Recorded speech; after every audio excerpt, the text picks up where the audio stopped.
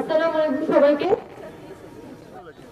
বন্ধুরা, গত 5ই আগস্ট যখন স্বৈরাচারী শেখ হাসিনা বাংলাদেশ থেকে পালিয়ে যায়, তখন কিন্তু তার শেষ ট্রাম্প কার্ডে ছিল সংখ্যালঘুদের উপর আক্রমণ।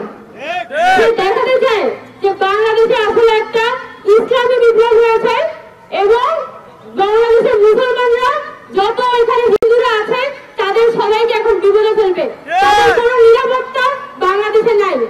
আর এই পুরো প্লটটা নির্মাণ করেছে ভারত। ভারতীয় মিডিয়া 5 আগস্টের পর থেকে যেভাবে বাংলাদেশের সংখ্যালঘু প্রশ্নটাকে সামনে এনে উঠে পড়ে লেগেছে, সেই ধরনের কিছুই বাংলাদেশে হয়নি।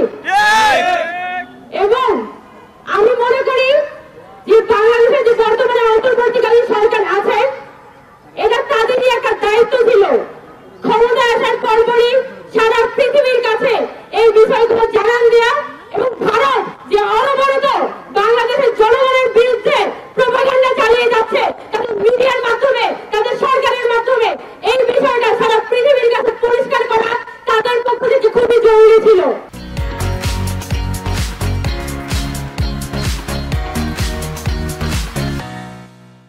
কিন্তু সরকার তারা কিন্তু একটা দুর্বল অবস্থান দেখিয়েছিল।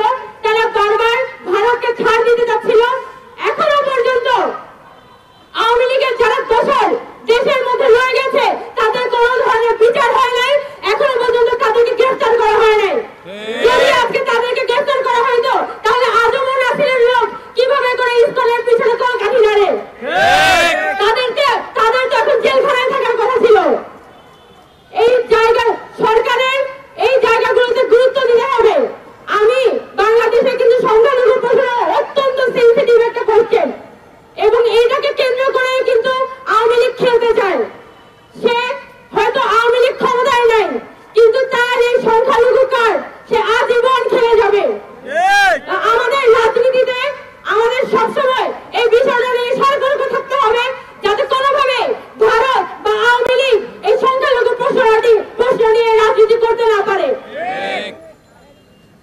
এই জায়গা থেকে গতকালকে যে হামলাটি হয়েছিল, গতকালকে যেভাবে করে ইসকনের পক্ষ থেকে এখানে গায়ে পড়ে এখানে হামলা করা হয়, গায়ে পড়ে এখানে ঝগড়া লাগানোর মতো, ওই যে থাকে না গ্রাম বাংলায় মানে ঘরের ভিতরে গিয়ে ঝগড়া করা।